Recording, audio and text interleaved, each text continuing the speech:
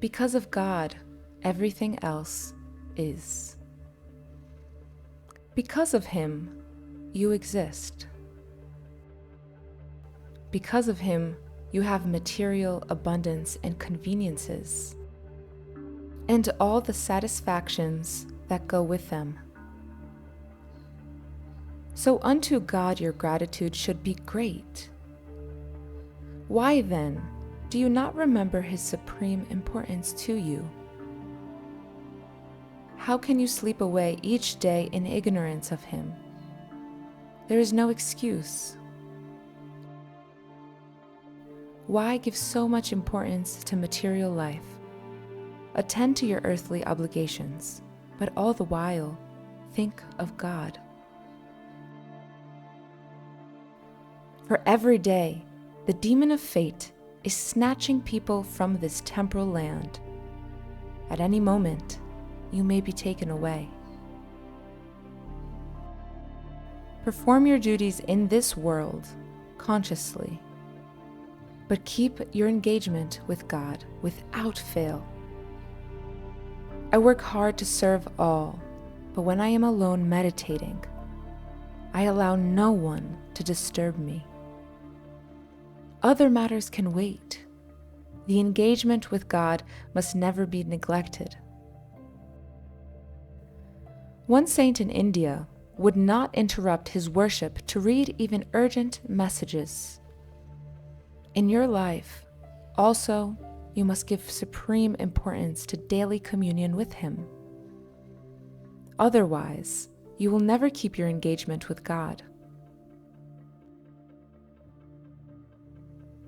Take God with you through life. Extracts from lectures by Paramahansa Yogananda in 1939. Great teachers will never counsel you to be neglectful. They will teach you to be balanced. You have to work, no doubt, to feed and clothe the body. But if you allow one duty to contradict another, it is not a true duty. Thousands of businessmen are so busy gathering wealth. They forget that they are creating a lot of heart disease too. If duty to prosperity makes you forget duty to health, it is not duty. One should develop in a harmonious way. There is no use giving special attention to developing a wonderful body if it houses a peanut brain. The mind also must be developed. And if you have excellent health and prosperity and intellect, but you are not happy, then you have still not made a success of your life. When you can truthfully say, I am happy, and no one can take my happiness away from me, you are a king. You have found the image of God within you. Be proud of that image within. If you rant and rage through life, constantly irritated by everything and looking down on everyone, and if you die with that consciousness, you won't have even begun to realize that God is within you, that He is yourself. Once an Indian saint and a few disciples were bathing in the Ganges when another man arrived and began to wash his horse near the holy man. As the intruder tended his horse, he was intentionally careless in splashing water on the saint. The angered disciples wanted to strike the offender, but their guru said, "No, let him alone." Suddenly, the horse kicked its master, knocking out some of his teeth. The saint went over and lovingly helped the injured man. The inexorable laws of nature, not the saint, had punished the wrongdoer. God and His cosmic laws work unfailingly for the benefit of those whose actions are ever in tune, and for the awakening, through suffering, of those who are not true to the divine self within. Man is made in the image of God. You are an image of God. You should behave like a God. But what happens? First thing in the morning, you lose your temper and complain, "My coffee is cold." What does it matter? Why be disturbed by such things? Have the evenness of mind wherein you are absolutely calm, free from all anger. That is what you want. Don't let anyone or anything get your goat. Your goat is your peace. Let nothing take it away from you. And blame no one else for your unhappiness. Blame yourself. If you are mistreated by others, seek the fault in yourself, and you will find it much easier to get along with everyone. Jesus looked upon his enemies as little children. If a child hits you, you don't hate him for it. You forgive him, realizing he didn't know better. When people persecute you, you do not desecrate the image of God within you by vengeful retaliation.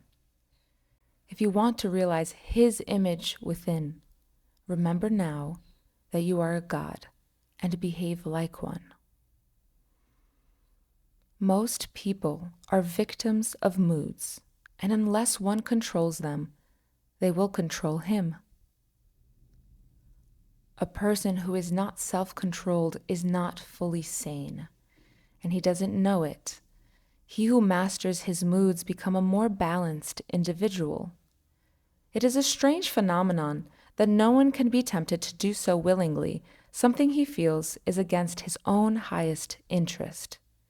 Yet of his own volition, spurred by moods, whims, and habits, he does many things that are contrary indeed to his welfare. Always think first of what you are about to do and how it will affect you. To act on impulse is not freedom, for you will be bound by the unpleasant effects of wrong actions. But to do those things your discrimination tells you are good for you is all freeing. That kind of wisdom-guided action makes for a divine existence. Then you find and reflect the image of God within you. When you make up your mind to do or not to do something, and you carry out that resolution, in spite of contrary influences of moods or bad habits, that is real freedom. The teaching of the great ones of India are not a Sunday affair, to be forgotten the rest of the week. They are to be practiced daily. Mere belief is not sufficient. Self-discipline, control of moods is also essential. The training given by India's masters is meant to show the disciple how to be unconditionally happy, untouched by suffering and change. For that training and understanding, I deeply thank them. God will not force himself on you.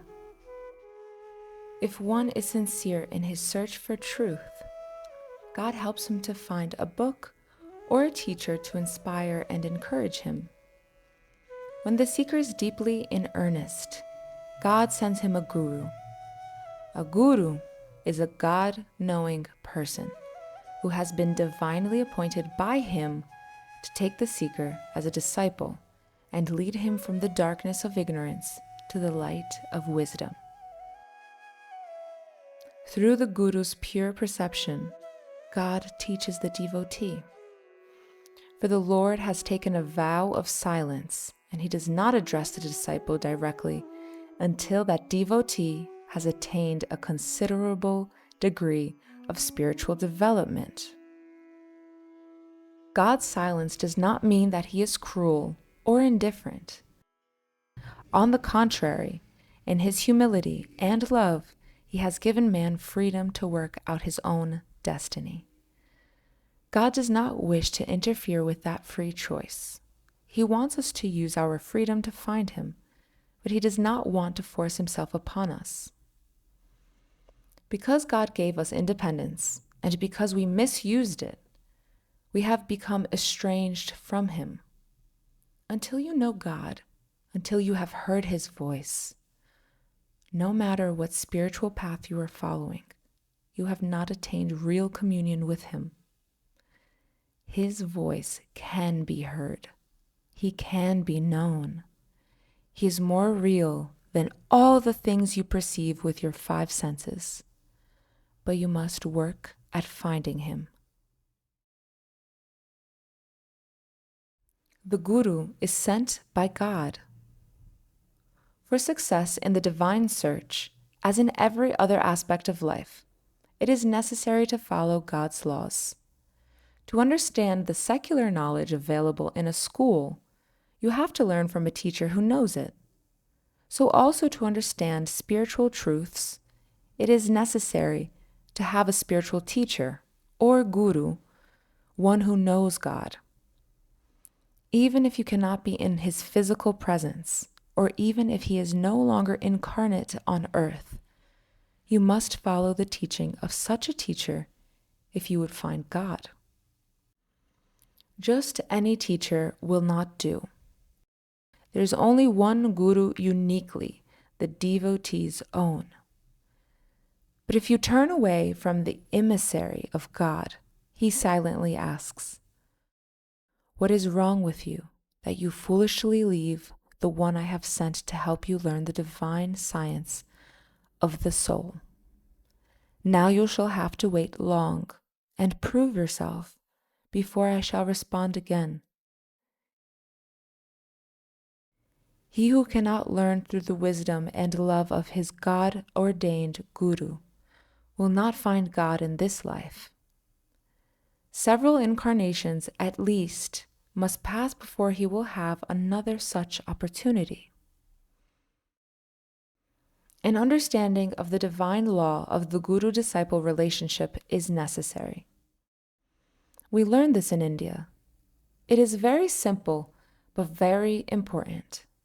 You have to find the guru. You have to find the guru first, then real spiritual progress begins. It is not that I am trying to make you loyal to me personally. I am only stating a fact. If you want God, you must be loyal to the one God has sent to help you. Besides attunement with the guru, there must be a day and night a consuming desire for God. The ardor of 1,000 million loves must be gathered in your heart for Him, and the consciousness of urgent necessity. As the miser seeks money, as the lover longs for the beloved, as the drowning man gasps for breath, so must you desire God. Cry for Him constantly. Am I going to find you? I want only you. As you pray and pray, perhaps you will see a little glimmer of His light to encourage you. But God wants to know if you will persist, if your will cannot be weakened by any temptation. Mistakes you have made do not matter. If nothing can change your love for God, He will come to you. But how many of you meditate deeply enough to receive Him? If you do so in the right way, if you mean business with God and want only to please Him, you will find Him, and He will talk to you through your conscious and through your awakened spiritual perception. God's answer to His devotee. During one period, about 7 months ago, I was absolutely bogged in activity, lecturing every night and talking to people all day. There was no time to be alone with God, and so He seemed far away. I became very dejected. "Lord, what is this?" I prayed. "How can I think of you? Shall I fly away from these classes?" I ask Him all the time if He wants me to leave everything to think only of Him. I felt that my whole soul and brain were about to burst with longing. As I went on praying and crying for Him, "What you do with me, I do not care." People have perished for money and for women. I don't mind if I perish for you, my God, but I must know who you are. But I must know you are here with me. How can I see you? How can I go on without you? I love to work. I love to help people, but not at the cost of losing you. Lord, my only thought has been to serve you in your work. So why is it I feel I have once in a while lost your contact? When I refused to give up until he responded, the most beautiful answer came. The Lord said, "When you are not meditating, isn't it true that in your thoughts you are missing me and thinking about meditating? When you meditated, you thought of me, and when you didn't meditate, you missed me. Therefore, the thought of me was always predominant. From that day, I have had 7 months ecstasy, even though talking to people while I continued with classes or otherwise working, I have felt every minute that bliss of God contact. This divine state has not left me these many months. No matter what I am doing, I find the needle of the compass of my mind, always to turn toward God. Such is the devotee's consciousness. You must similarly pray until you get his answer. He will respond to you, even as he responded to me. There is always some particular desire lurking constantly in your consciousness. Find out what is uppermost in your mind. Is it health or money or love? Perhaps your health has not been good, and in your mental background is a constant yearning, Lord, if I only could be healthy again. Why shouldn't you long for God in the same way? By remembering that He is ever with you and is your greatest necessity. You can keep God uppermost in your mind. A loving message for America. It is easy to remember God in India because there everybody talks of Him. Here, if you talk about God anywhere except in church on Sunday, you are regarded as a fanatic. But America is advancing rapidly in spirituality. There is more understanding and desire for God here than in most other parts of the world. And I believe that a great blessing is going to come upon you. You must cultivate those qualities in your souls that will make all nations look up to you. The 2 most important commandments to be obeyed are these. Thou shalt love the Lord thy God with all thy heart, and with all thy soul, and with all thy mind, and with all thy strength. Thou shalt love thy neighbor as thyself. Neighbor means whoever is drawn into your path. When you have followed these 2 commandments, all others will be kept automatically. He who is humble and loves God is the greatest of all. It is easy to rationalize and say that you have no time for God, but in your heart and in the background of your mind, you can always pray unceasingly. Reveal thyself. Come to me. Thou art my life. Hold these thoughts no matter what you are doing, whether struggling with a problem or enjoying some accomplishment. Let God be ceasingly in the background of your mind. I love thee alone. I seek thee alone. Reveal thyself. Then God will come to you. Thoughts are like the honeycomb. The love of God is the honey. If you are really sincere, God will come to drink the honey of your devotion from the honeycomb of your thoughts. Our destination is God. The desire for God does not come of itself. It must be cultivated. And without that desire, life has no meaning. When you sleep, you say goodbye to this world, to your family, your name, everything. Even your body is forgotten. You do not know when you may have to say a more permanent goodbye to the world. You are on a journey, stopping here for a little while. Life is like a great caravan passing by. Your first interest should be to learn the purpose of this journey and its destination. That destination is God. It could not be anything else. The Lord comes to the devotee who lives for Him and dies in Him. He touches that soul and says, "My child, wake up. You are just dreaming. Death has not touched you at all." Then the devotee knows that all his earthly experiences were meant not to torture, but to teach him his real soul nature. The soul cannot be burned. It cannot be drowned or stabbed or shattered. The devotee realizes, I am not the body. I am formless. I am joy itself. Remind yourself of this truth each morning as you awaken. I am just coming from the inner perception of myself. I am not the body. I am invisible. I am joy. I am light. I am wisdom. I am love. I dwell in the dream body through which I am dreaming this earth life, but I am ever eternal spirit. A controlled mind lessens pain. Whenever you are in misery, physical or mental, practice this spiritual consciousness. During sleep, you do not feel even a broken bone, and if in waking consciousness you keep a very controlled mind, 3/4 of any pain you experience will likewise disappear, for there is no relation between pain and the body except through the mind. When a stranger is hurt, you don't feel as much concern as you would if he were your brother. A mother watching over her suffering baby feels greater pain than she would if it were another's child.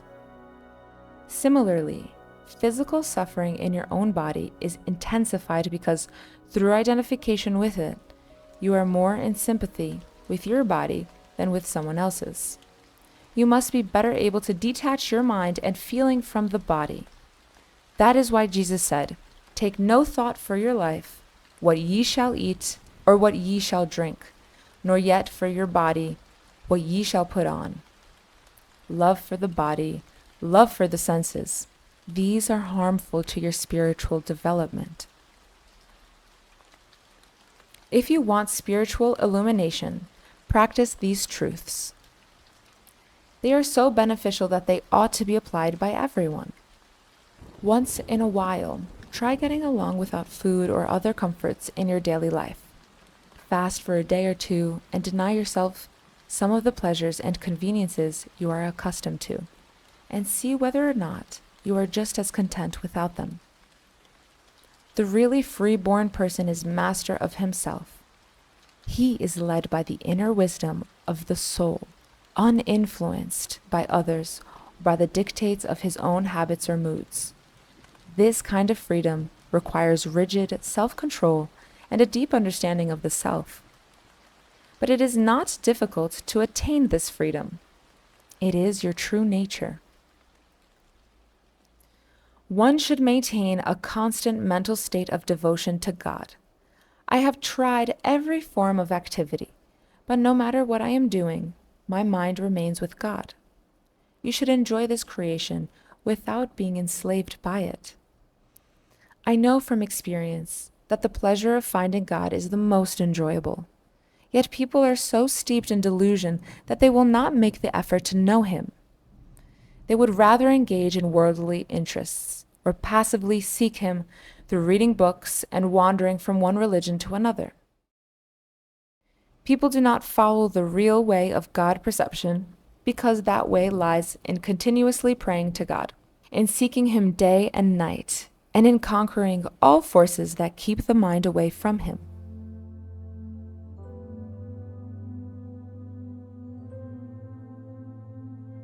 Yoga is most wonderful because it gives step-by-step methods that lead to God realization.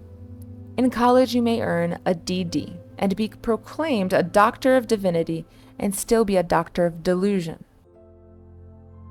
Practice of religion, not just intellectual understanding, is most important. Practice of the perception of God. The successes of some religious teachers are like spiritual mushrooms, growing overnight but having no firm foundation. Qualified teachers have divine realization and are guided by the blessing of God and their own God-realized guru. You cannot save others' souls unless you have saved your own. In the Orient, true seekers strive to attain their own salvation and do not proselyte to save others. In the West, many teachers aspire to save others' souls without first having saved their own. I have met such a one. He was a man of the flesh, through and through, yet he had a large following as a religious teacher. He pretended to be what he was not, a deeply spiritual man. Because I was born in India, he considered me a heathen, and deeming himself a good Christian, he therefore felt it his duty to tell me that I didn't know anything about the truth. He therefore felt it his duty to tell me that I didn't know anything about truth. But when I asked him to describe what he experienced when he went into ecstasy and communed with God, he could not answer. His greatness was as shallow as the flattery that proclaimed it. Then I gave it to him. Your experience of God and the true nature of yourself is severely limited, because you are too identified with the senses to develop much spirituality. The adulation of many followers is not the measure of one's realization. That others say you are great does not make it so. Such flattery is insincere and meaningless. If you concentrate on receiving true love from people, drawn by your own merit, you will never again fall for flattery. You will see right through it. Flattery is poisonous because it is a distortion of truth and hence misleading.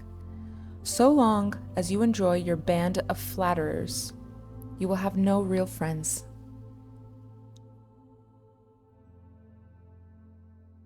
There are some who expect flattery from me, but I never give it. I cannot be insincere to the God I behold in all, even in those who are in delusion. Test yourself every day to see if you are behaving according to your true soul nature. Do not be discouraged in your efforts, thinking that God is not listening to your prayers or is not aware of your striving.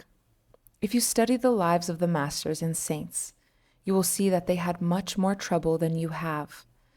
Not only did they have to conquer self, they also had to take on the problems of others. Each one who comes to the Guru thinks he is the only one the teacher has to look after. He wants the Guru to respond to him according to his own preconceived desires. And in addition, in this country, the expenses of an organization and of supporting disciples are such that the spiritual teacher has also to be a check-writing machine.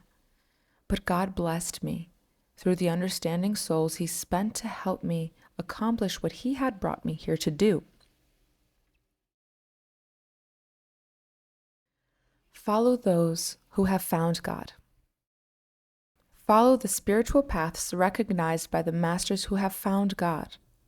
If you practice the self-realization yoga methods, you will reach God much faster than if you travel the blind routes of theology. India specialized in finding God. If you follow her truly great masters, you will reach the goal much quicker. In my early seeking, I tried all methods. I know which is faster. Someone said to me, "Everyone claims that his path is best. How am I to know?" "Test them," I said. "It is only by tasting water that you can tell whether it will quench your thirst. Rationalizing about water won't do it. Pray that God lead you. If you are sincere, God will show you the right way for you." So, dear ones, remember, day and night seek God. Do not be controlled by the moods or habits, but use your free will to do always the right thing. All the time, no matter what you are doing, mentally pray to God. Do not be absent-minded. Do things with concentration. But in the background of your mind, ever be calling to Him, Lord, reveal Thyself. Come unto me. Thy love is all satisfying. I want Thee alone. And at night, meditate. Practice the techniques taught by the masters of self-realization, and you cannot fail to find God. Make the determination with me. O God, we make within our hearts a solemn promise not to fall into the sleep of delusion, but to remain awake in Thee, to make every effort to pray unto Thee unceasingly in the background of our minds until we find Thee, and to follow the self-realization path of yoga, and through our example help others to come into Thy heaven. Father, help us to find Thee, for Thou art our own. Excerpts from the book The Divine Romance by Paramahansa Yogananda.